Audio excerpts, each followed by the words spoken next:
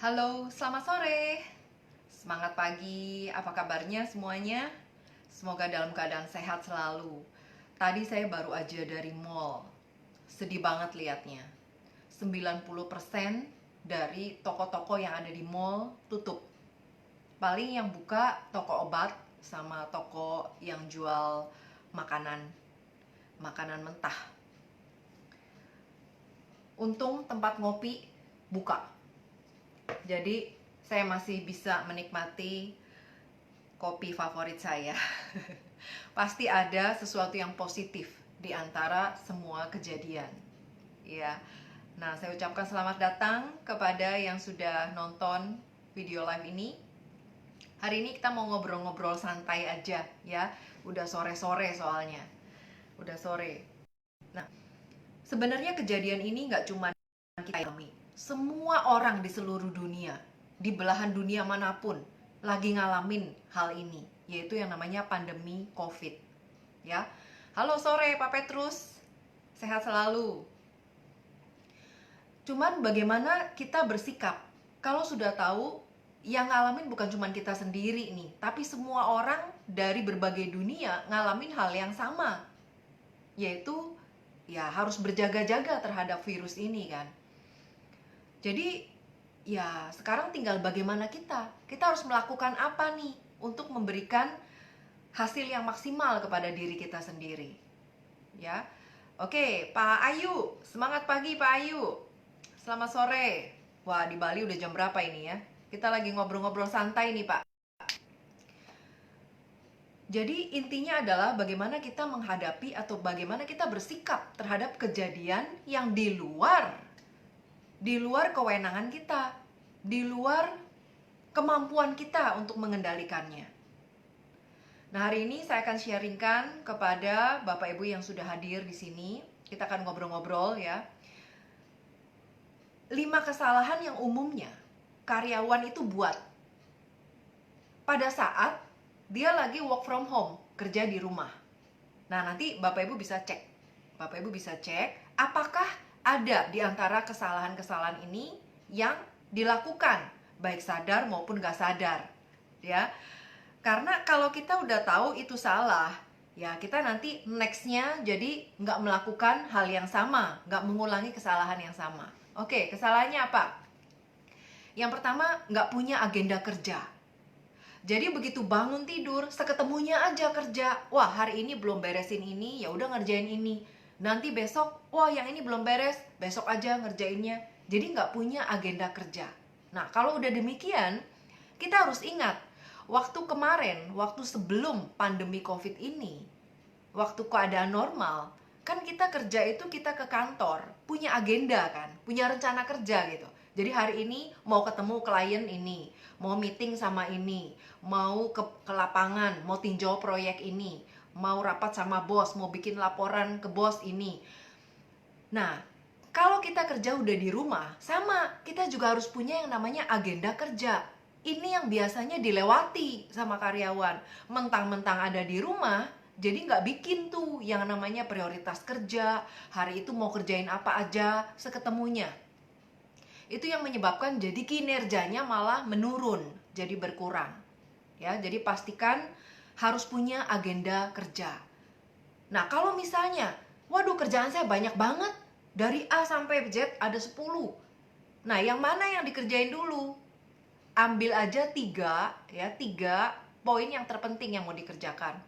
Jadi kita yang nyusun sendiri nih prioritasnya. Nggak mungkin 10-10-nya kita mau bekerjakan satu hari itu juga kan.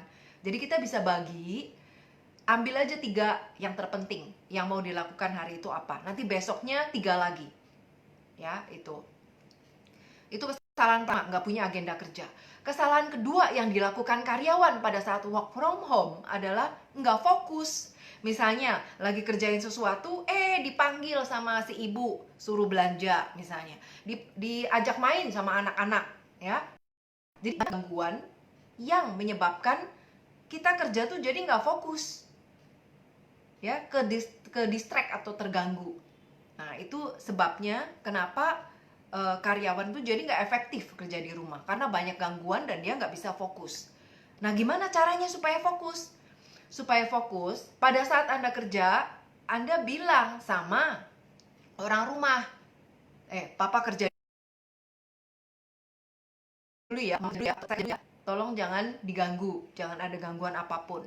Ya, karena anggap aja memang ini lagi kondisi di kantor, cuman beda lokasi, lokasinya di rumah, tapi ngurusinya sama, yaitu kerjaan. Ya, oke, selamat sore Pak Tony. Kita lagi bahas nih 5 kesalahan karyawan saat work from home. Ya,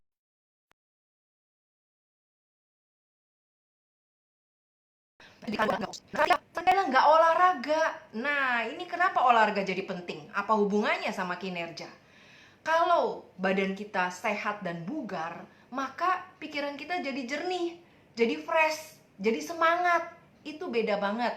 Itu saya ngalamin, ya. Pada saat liburan misalnya, olahraga saya kalau kurang, ya, itu udah berasa ada badan tuh rasanya cepet sekali capek, mata cepet sekali ngantuk, ya, lemes gitu, bawahnya tuh kurang semangat. Tapi kalau olahraga, kita keluar keringat, ya, itu rasanya bugar. Wah, apalagi nih, kegiatan apalagi. Terus spirit juga jadi lebih semangat. Jadi olahraga itu sangat penting, apalagi di saat work from home. Nah, sekarang coba bayangkan, dulu waktu Anda masih ke kantor, ya, Bapak Ibu masih ke kantor. Dari rumah ke kantor itu minimal jalan kaki. Ya, ada jalannya, jalan kaki, naik turun tangga, naik turun mobil, terus apalagi misalnya. Nah, sekarang begitu work from home, begitu melek, langsung ini kamar tidur, ya. Terus living, itu muter-muter, itu nggak ada olahraganya.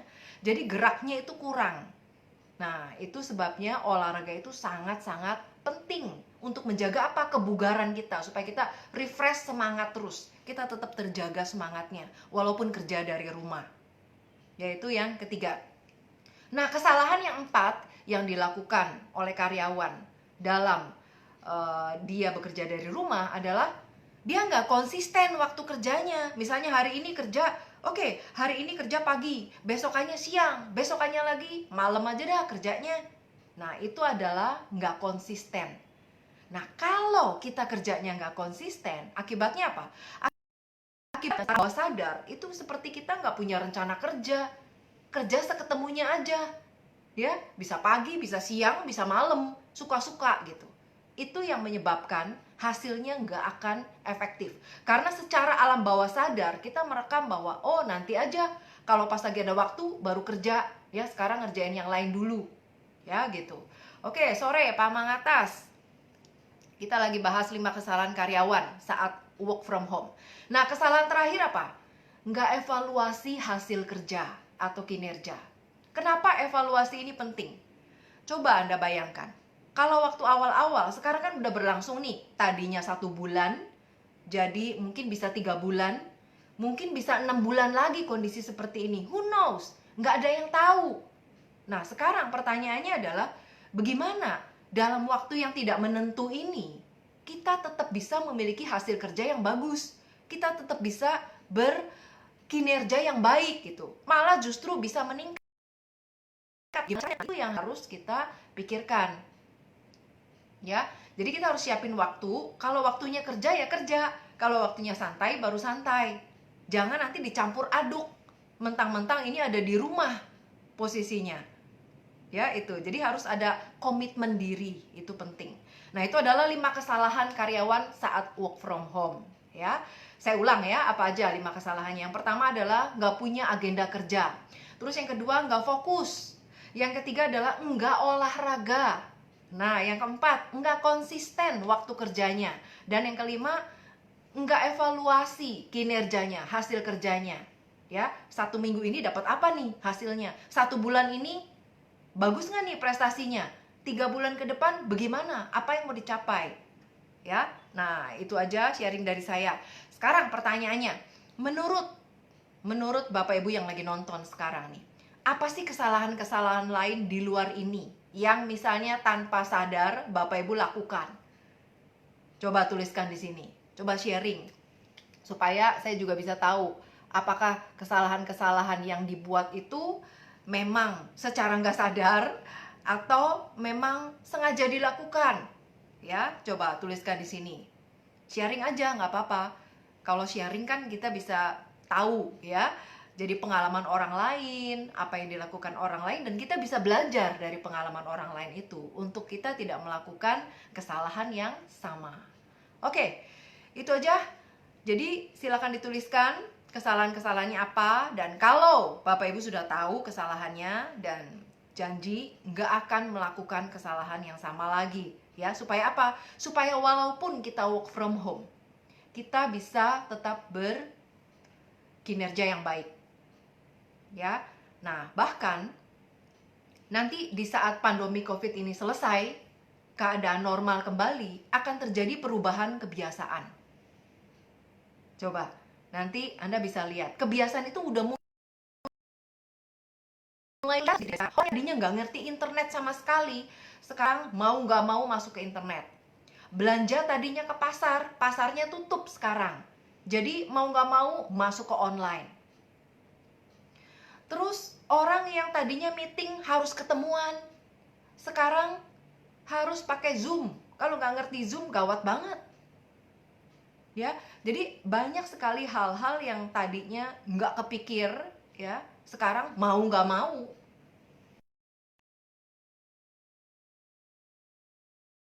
Kita juga bersiap diri. Artinya gini, kalau kita sebagai karyawan, dulu juga saya sebagai karyawan kan, kita harus bersiap diri. Kenapa? Karena itu adalah masa depan kita. Kita mengandalkan satu sumber income, selesai ketemu masalah seperti ini, siapa yang nyangka akan terjadi seperti ini? Nah, kalau kerannya cuma satu, sumber income-nya cuma mengandalkan gaji, ya gawat darurat itu. Begitu stop, misalnya perusahaannya udah bingung, nggak ada pemasukan, tapi dia harus bayarin gaji karyawan. Nah, otomatis gaji karyawan yang jadi sasaran. Akhirnya dipotong-potong, ya, ditunda-tunda. Yang rugi diri kita sendiri sebagai karyawan. Karena itu jangan ketergantungan dengan gaji semata. Jadi mulai sekarang kita harus berpikir keluar dari kotak, keluar dari zona nyaman kita. Kita lihat apa yang bisa kita lakukan di era ini. Apa sumber income kedua, second income, yang bisa membackup. Jadi nggak ketergantungan sama gaji. Ya, itu sangat penting. Nah, sekarang banyak sekali bisnis yang kita bisa terjun, kita bisa masuk, kita bisa ambil untuk mendapatkan second income. Yang perlu adalah kita mesti teliti jenis bisnisnya ini apa ya. Kira-kira bisa nggak dikerjakan? Walaupun background kita bukan di bidang itu misalnya. Kayak misalnya dulu, saya termasuk karyawan yang gaptek, nggak ngerti internet sama sekali, sosial media apalagi. Nah, tapi karena saya lihat bahwa kedepannya ini semuanya terkoneksi internet loh. Kalau bisa masuk ke internet atau nggak menggunakan strategi internet, ya sama nanti kita ketinggalan juga. Daripada ketinggalannya nanti, ya udah mendingan sekarang aja kita mulai nyicil. Ya. Nah, jadi udah mulai nyari-nyari nih bisnis apa yang bisa membackup, yang bisa membuat kita mendapatkan second income. Lalu kita juga sebagai karyawan harus membekali diri kita. Membekali apa?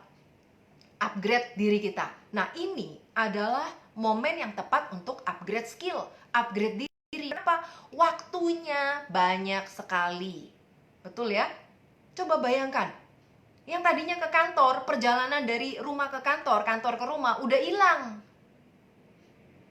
Kalau yang tadinya berangkat 2 jam, pulang pergi 4 jam, udah dapat 4 jam ekstra waktunya. Nah, pertanyaannya adalah, itu digunakan buat apa 4 jam ekstranya?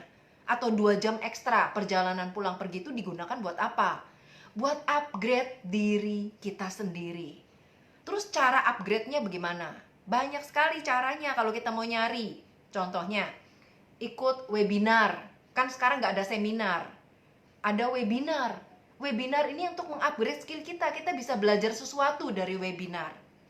Nah, kemudian kita juga bisa belajar skill dengan bayaran tinggi. Supaya apa?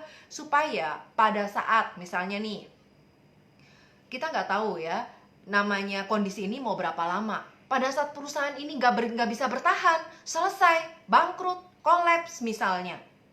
Nah terus kita mau kerja kemana? Kalau masih muda mungkin masih bisa diterima. Tapi kalau sudah berusia, perusahaan nggak gampang terima orang yang sudah berusia. Walaupun udah ada pengalaman kerja. Ya, mereka carinya yang muda, yang energik. Nah, kalau sudah begitu bagaimana? Jadi kita bisa menjalankan apa yang menjadi bisnis kita sendiri. Nah, dari situlah kita bisa menjadi bos atas diri sendiri. Kita nggak tergantung sama orang lain, ya, income-nya. Oke, sore Pak Hasbul, Bu Nina, kita lagi bahas nih 5 kesalahan karyawan saat work from home.